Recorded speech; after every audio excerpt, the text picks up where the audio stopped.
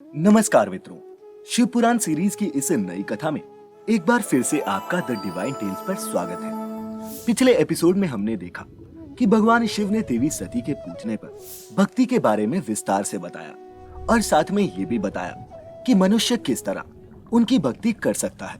उससे आगे की कथा में आज हम जानेंगे कि आखिर देवी सती ने सीता हरण के पश्चात क्यों परीक्षा ली और श्री राम उस परीक्षा में सफल हुए या नहीं। तो चलिए अब बिना किसी देरी के शिव पुराण की ये दिव्य कथा शुरू करते हैं। मित्रों, शिव पुराण में वर्णित कथा के अनुसार एक दिन भगवान शिव और देवी सती विचरण करते करते पृथ्वीलोक के दंडकारण्य क्षेत्र में आ पहुंचे। वहां पहुंचने पर उन दोनों ने देखा कि प्रभु श्री राम अपने भाई लक्ष्मण के साथ देवी सीता को खोज रहे हैं, जिन्हें लंकापति रावण ने छल पूर्वक हर लिया था। इसी दौरान उन दोनों ने देखा कि श्री राम सीता को जोर जोर से पुकार रहे हैं और उनकी आंखों से अश्रु की धारा बह रही है। सीता के वियोग के कारण श्री राम का मुख उदास हो गया था। फिर देवी सती ने देखा कि उनके स्वामी अर्थात भगवान शिव ने दोनों हाथ जोड़कर श्री राम को प्रणाम किया और राम नाम जपते हुए दूसरी ओर जाने लगे। ये देख देवी सती हैरान हो गई और फिर भगवान शिव से बोली, हे स्वामी, ब्रह्मा विष्णु आदि सब देवता आपकी ही सदा सेवा करते हैं। आप ही सबके द्वारा प्रणाम करने योग्य हैं। इतना ही नहीं, वेदांत शास्त्रों के अनुसार भी आप ही निर्विकार परम प्रभु हैं। परंतु ये बात मुझे समझ में नहीं आई कि आपने उन्हें हाथ जोड़कर प्रणाम क्यों किया।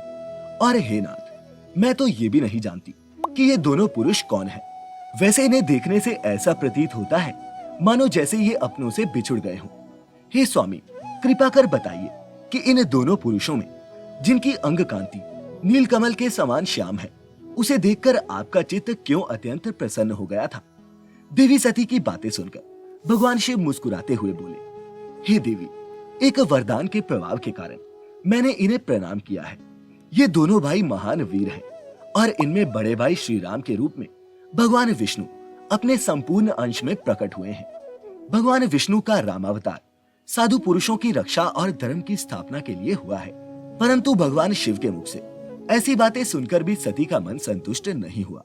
उधर जब भगवान शिव को ज्ञात हुआ कि देवी सती को उनके द्वारा कही गई बातों पर विश्वास नहीं हो रहा, किंतु लज्जावश वो मुझसे कुछ कह भी नहीं पा रही, तो वो फिर देवी सती से बोले, हे दक्षनंदिनी, यदि तुम्हें मेरे कथन पर विश्वास नहीं हो रहा है तो आप स्वयं उन दोनों भाइयों के पास जाकर अपनी बुद्धि के अनुसार उनकी परीक्षा ले सकती हो। तब तुम जान जाओगी कि मैं सत्य कह रहा हूँ या नहीं। तब तक मैं इस बरगद के वृक्ष के नीचे खड़ा हूँ। इतना कहकर भगवान शिव एक बरगद के पेड़ के नीचे जाकर बैठ गए। इधर अपने स्वामी की आज्ञा से देवी सती उन दोनों भाइयों की ओर जाने लगी और मन ही मन सोचने लगी कि मैं वनचारी राम की परीक्षा कैसे लूं। फिर कुछ क्षण पश्चात देवी सती के मन में विचार आया कि क्यों ना मैं सीता का रूप धारण करके राम के पास जाऊं। यदि राम साक्षात विष्णु है तब तो सब कुछ जान ही जाएंगे, अन्यथा वह मुझे नहीं पहचानेंगे।